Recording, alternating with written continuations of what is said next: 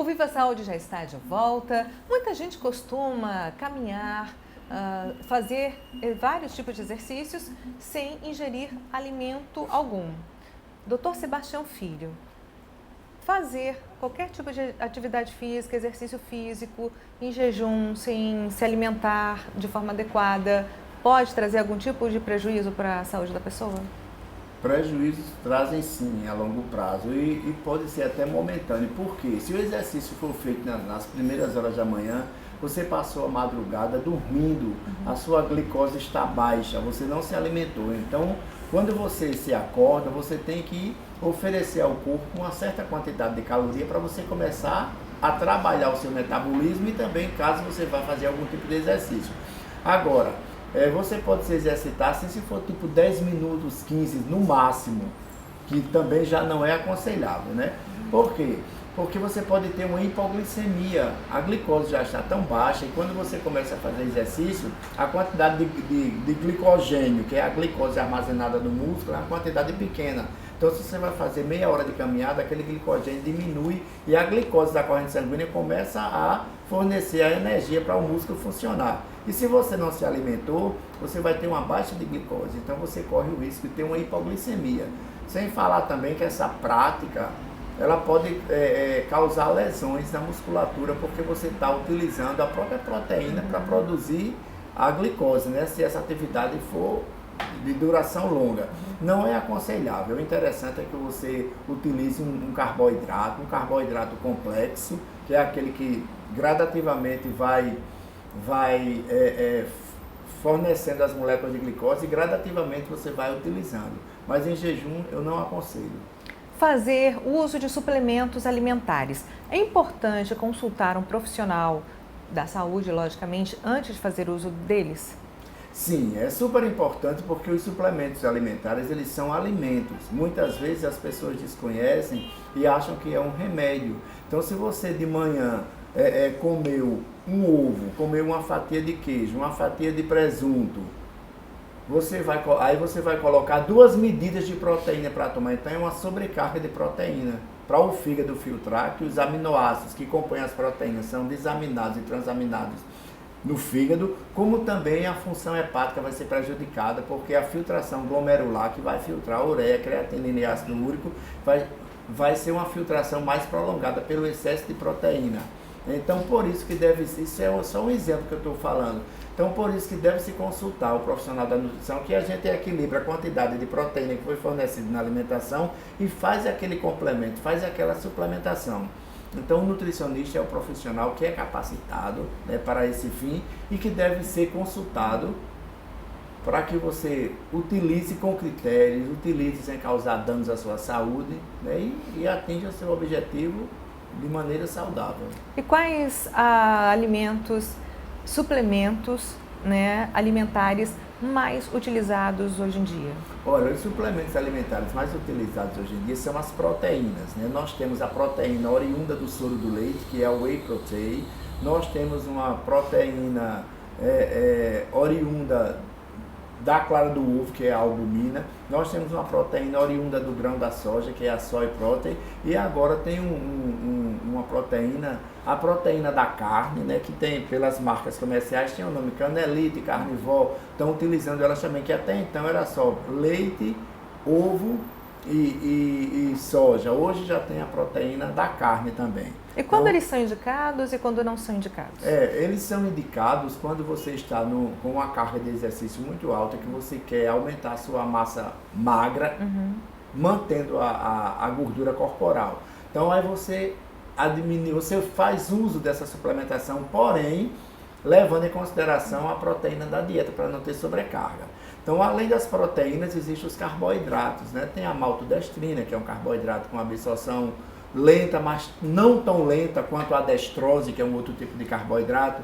Nós temos o oximase, que é um carboidrato oriundo do milho, que é a glicose para que o organismo utilize.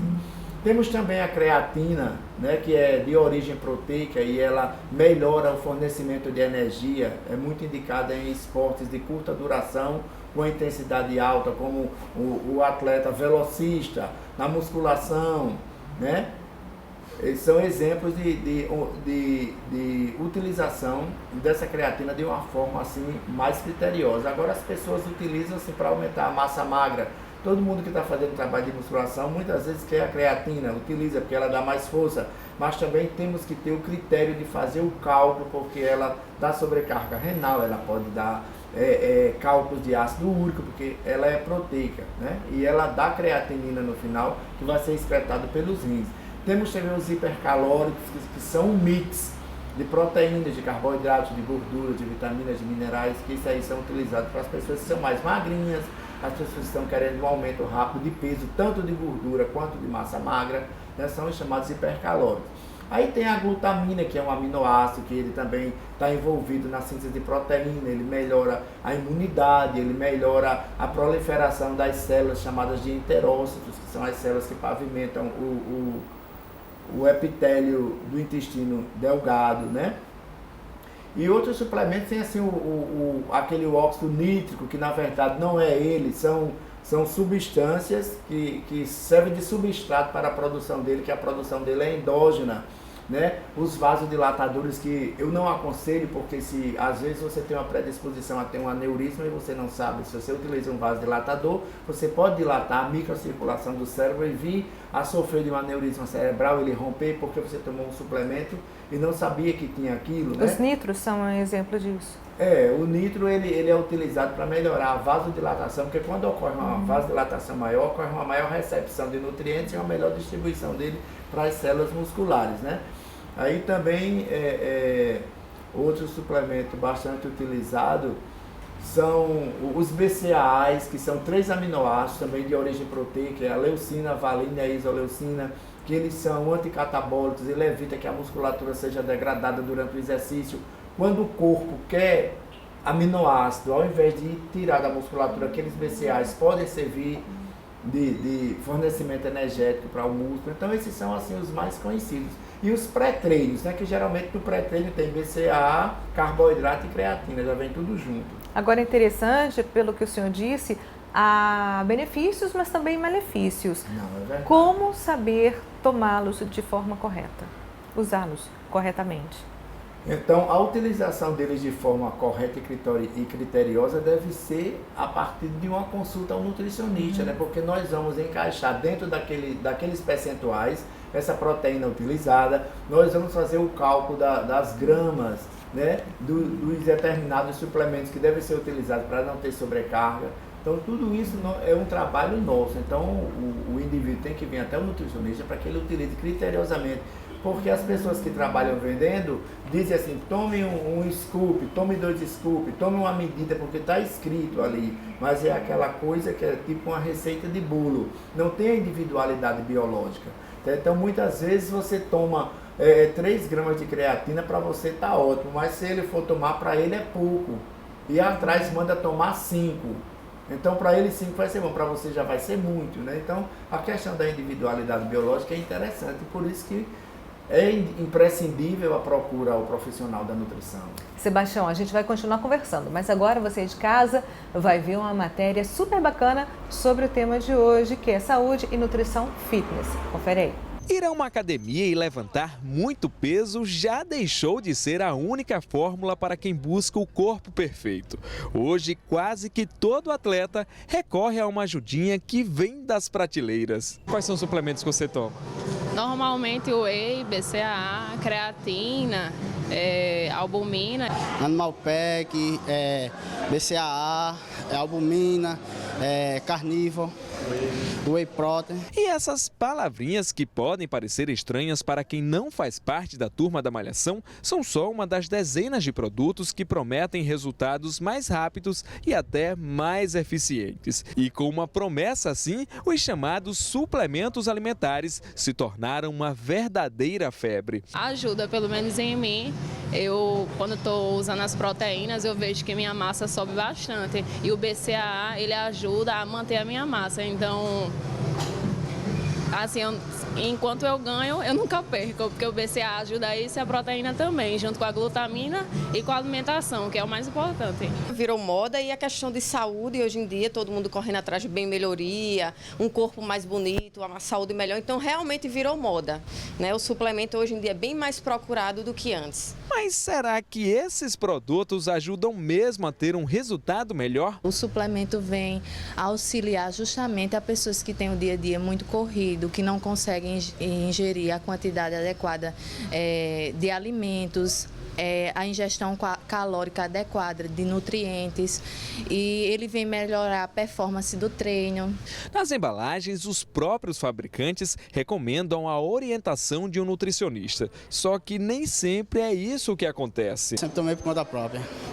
Sempre tomei por conta própria. Nunca me consultei com um nutricionista não. Há casos de doenças hepáticas e renal com consumo excessivo de suplementos, principalmente suplementos à base proteicas, né, que a maioria são. Então tem que se ter muita cautela com suplementos. Também suplementos termogênicos que possuem taurina, que podem trazer riscos cardiovasculares em pessoas que não passaram por uma devida avaliação. E além dos riscos, o uso dos suplementos sem orientação adequada ainda induz as pessoas ao erro. O aumento de gordura abdominal, entendeu? Retenção de líquido, entre outras coisas. Aumento do colesterol com uso de óleos. Como profissional de educação física, Isabelle sabe que não dá para arriscar. Todos os suplementos que toma são receitados por uma nutricionista. A nutricionista, ela vai passar de acordo com a necessidade que a gente precisa durante o treino.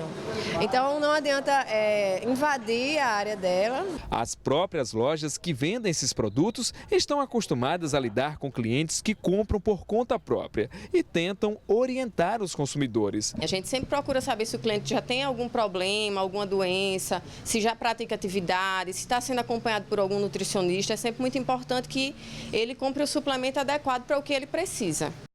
O Viva Saúde agora vai para um pequeno intervalo e voltamos em instantes falando sobre saúde e nutrição fitness. Continue ligado.